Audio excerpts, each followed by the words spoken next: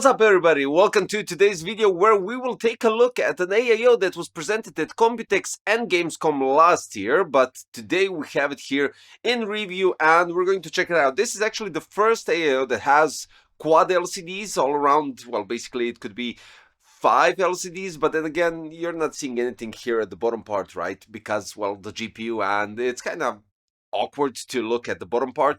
But regardless of that, you have it on the left, right, front and top side, and this sums up 4 of those. So we're having 4 3.95-inch TFT LCDs. Each LCD display can independently showcase system information, or you could go with custom visuals or combine the multi-screen layout all together, which is presented just now right in front of you. Now, the interesting thing is, with the resolution of 720 x 720 on each of those, you get the possibility to seamlessly have graphics going throughout all of those.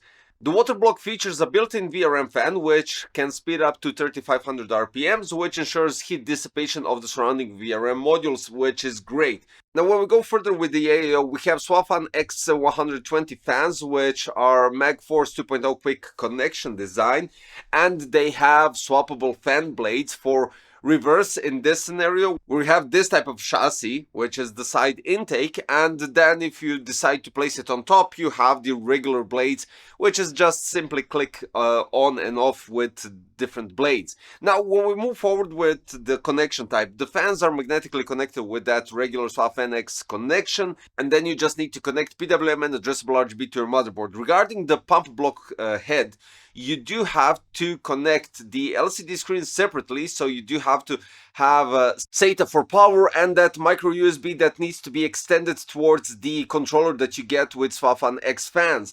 Then for the pump, you have 2 PWM connectors. One is for the pump and one is for the VRM fan. So you can actually regulate both of the speeds, giving you less noise but proper cooling depending on what suits your needs. So regarding that, the pump goes from 1500 to 3300 RPMs. The pump fan goes up to 3500 RPMs.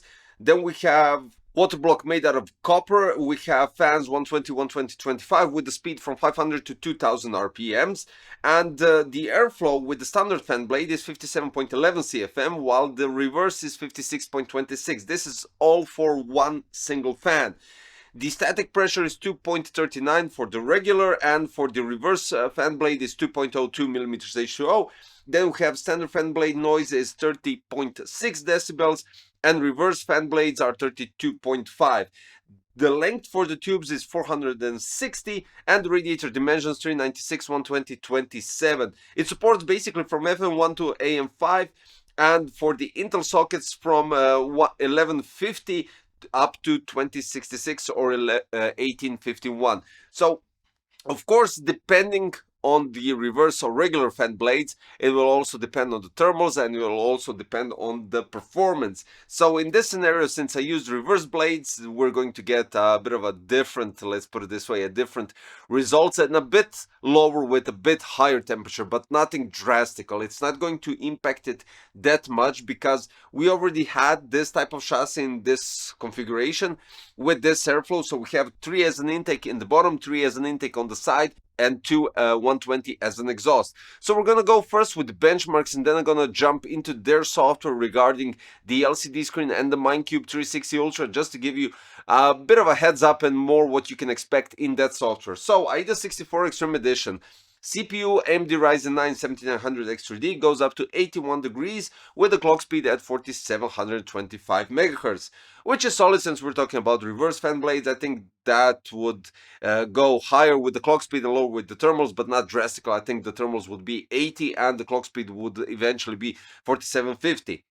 But when we go with Cinebench, I think this is quite solid. 10 runs, and the average thermals for those 10 runs is 75 degrees. Clock speed is 4995, which I expected to be much higher with the results because we got 26,443. In that sense, that is great. But with the higher clock speed I did expect, and lower thermals, I did expect much higher Cinebench scores. Now, regarding the software, what we have right here is a specific software that is designed for this one. It's called the Thermaltake LCD screen software, and inside you have the option to check out all the system information regarding your PC. You get some infographics that give you some additional details. And then when you go inside the MineCube and where you can actually adjust the screen, you have 5 or 6 presets that are already accommodating all 4 LCD displays.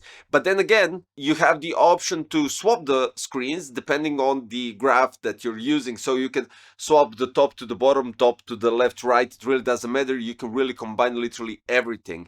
And this is done inside a specific window where you can expand it, or you could use it as a cube and just to see and just to be able to visualize everything there. Then if you decide to go on each individual display, you can do that as well. You have three scissor panels, or that give you more information about the system regarding the thermals and the load percentage. Basically, you can individually customize each of the screens to your liking. And then, of course, you can create your own with additional presets, or basically just presets in terms of donuts, diagrams, and all the other stuff that goes into that segment regarding the system information.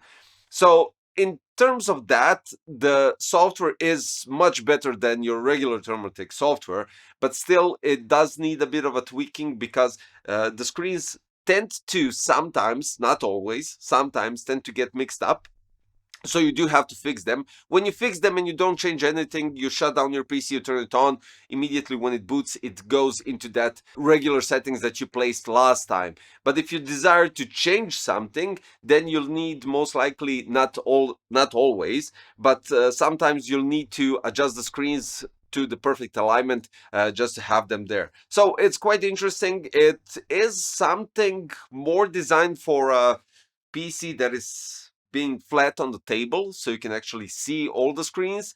In this scenario, I went with their View 390 tempered glass case, which is basically also new, instead of an airflow, because in this scenario you have the front, you have the top, and you have the, well, basically the side, top, and the front visibility of the AIO screens, except for this part, which isn't that easily visible, but it does give that kind of certain effect when you're checking the whole AIO. It's something different, definitely, and I think these two parts shouldn't have the screen, so because they're barely visible, the bottom part doesn't, but you can rotate it as you wish. And this is why I said it would be much better if the case was flat on the surface and the AIO block was standing upwards. Then you'll have the most visibility of the LCD screens, and that's it. That's basically it. Something cool, and something from past events that I covered and that we saw on their booth. But regardless of that, this is cool AIO first and foremost, because there's something new on the market. Then we have 4, well, basically quad LCDs, and nice cooling performance even with the reverse blades.